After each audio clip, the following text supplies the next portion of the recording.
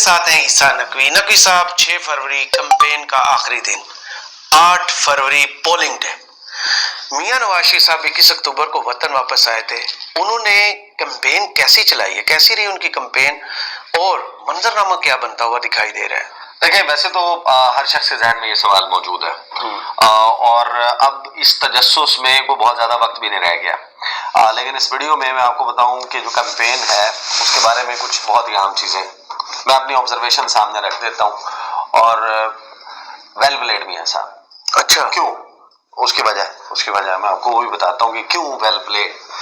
دو بڑی معنی خیز چیزیں، آپ کچھ لوگوں نے شاید اس کو نوٹ کیا ہو، کچھ نے نہ کیا ہو، لیکن جو منظرنامہ بنتا ہوا دکھائی دے رہا ہے یہ کوئی بہت ہی کوئی ایسی جیت نہیں ہے جس جیت پہ اترایا جائے، جس جیت پہ جشن منائے جائیں. متوقع ابھی حتمی نہیں ہے، ابھی ووٹر ٹرن آؤٹ باقی ہے، اور آخری وقت کے سرپرائزز باقی ہیں. امریکہ کا بھی ایک پیغام آ گیا، صحیح، وہ بھی بڑا اس وقت اس کی بازگشت ہے شہر اقتدار میں. لیکن اس سے زیادہ امپورٹنٹ میرا خیال ہے کہ ٹائم میگزین نے ایک رپورٹ، بلومبرگ ویسے تو انٹرنیشنل میڈیا پاکستان کافی ساری کر سکتے میاں صاحب کے حوالے سے، ان کی جمہوریت پسندی کے حوالے سے جو چھاپ رہا ہے وہ بھی علمان الحفیظ ہے. لیکن بسم اللہ الرحمن الرحیم. اس وقت جس قسم کے الیکشن ہو رہے ہیں، ہر تھوڑی بہت بھی سمجھ رکھنے والا آدمی بہت آسانی سے یہ آبزرو بھی کر سکتا ہے، اور پورے اعتماد کے ساتھ یہ بات کہہ بھی سکتا ہے کہ الیکشن ہو ہی نہیں رہا ہے. یہ تو نامینیشن ہو رہی ہے کہ کس کو بٹھانا ہے، اقتدار کس کو دینا ہے. میری ہمیشہ سے سوچ یہی رہی ہے، میں نے ہمیشہ یہ بات کو کہا ہے کہ اداروں کو ہمیشہ مضبوط ہونا چاہیے، کیونکہ مضبوط ادارے مضبوط ملک کی ضمانت ہوتے ہیں.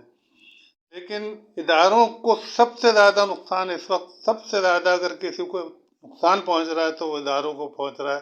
ان کی ساکھ متاثر ہو رہی ہے، لوگ ان کے بارے میں بہت ہی نامناسب باتیں کر رہے ہیں، جس کی مجھ جیسے شخص کو اور ہزاروں لوگوں کو بہت تکلیف بھی ہے، جو ہونا نہیں چاہیے.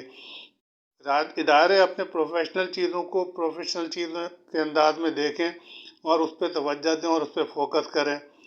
اگر اس طرح کے ہی الیکشن کرانے تھے تو لاکھ درجے بہتر تھا کہ یہ جو 40-42 ارب روپے یا جتنا بھی اس الیکشن پہ خرچ ہو رہا ہے اس کو قرآن اندازی کرنے کے بعد بے روزگار نوجوانوں میں تقسیم کر دی جاتا ہے. 1 لاکھ روپے کی اماؤنٹ، کم از کم ہزاروں بے روزگار نوجوان روزگار سے تو لگ جاتے ہیں. جب رزلٹ یہی ہونا ہے جو بتایا جا رہا ہے، جو سنا جا رہا ہے، تو پھر کم از کم ان بے روزگار نوجوانوں کے لیے روزگار کا مواقع پیدا کر دیے جاتے. قرآن دادی کی جاتی ہے بیلٹنگ کے ذریعے.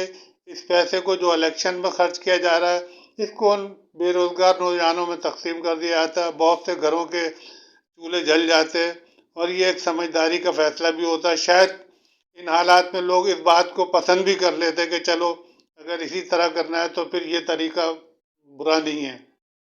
کیونکہ اگر یہ چیزیں جاری رہیں تو میری بھی عمر گزر گئی ہے چیزوں کو آبزرو کرتے ہوئے. میں پورے یقین کے ساتھ یہ بات کہہ رہا ہوں کہ یہ الیکشن نہ تو اداروں کے لیے فائدہ مند ہوں گے، نہ ملک کے لیے، نہ اکنامی کے لیے. آپ کی اکنامی کئی گنا زیادہ خراب ہونے کی طرف چلی جائے گی، کیونکہ اب جب لوگوں کو اعتماد نہیں رہے گا. انویسٹر کی ایک سب سے بڑی کوالٹی یہ ہوتی ہے، اس کی ایک چھٹی حص ہوتی ہے، وہ کبھی بھی اس جگہ کے اوپر انویسٹ نہیں کرتا جہاں اسے ذرا سا بھی شک ہو کہ یہاں پہ کل کو حالات خراب ہو جائیں گے. ابھی جو پولیٹیکل پوزیشن دکھائی دے رہی ہے اس کو دیکھ کے تو یہی نظر آ رہا ہے کہ آپ اس ہوا کے مخالف جانے کی کوشش کر رہے ہیں جو کہ ہوا چل رہی ہے. اگر آپ ہوا کو راستہ نہیں دیں گے، ہوا کو روکیں گے، تو وہ کہیں نہ کہیں تباہی ضرور پھیلاتی ہے. جس طرح سمندر کی لہروں کو روکنا تباہی کا سبب ہوتا ہے، اسی طرح ہوا کو بھی روکنا تباہی کا سبب ہوتا ہے. سب سے بہتر طریقہ تو یہ ہے کہ نواز شریف فیئر الیکشن میں جائیں، الیکشن میں جیتیں. اس کے بعد اگر وہ جیتتے ہیں تو کسی شخص کو بھی اعتراض نہیں ہونا چاہیے، اور وہ چیز ملک کے مفاد میں جائے گی. جو بھی پارٹی جیتے، پیس پارٹی جیتے، پی ٹی آئی جیتے، کوئی بھی ایکس وائی زیڈ کوئی بھی پارٹی جیتے، یا جو بھی آزاد امیدوار ہیں وہ بھی جیتے ہیں، تو ان کو اقتدار دینا چاہیے، کیونکہ یہ یاد رکھیں کہ جو بھی چیزیں نیچر کے خلاف جائیں گی اس میں ہمیشہ تباہی اور نقصان اور بربادی کے علاوہ کبھی بھی کچھ ہاتھ نہیں آتا۔ یہ میں بھی اپنی زندگی کا تجربہ شیئر کر رہا ہوں۔ اللہ تعالیٰ سب کو صحیح فیصلے کرنے کی توفیق عطا فرمائے، آمین۔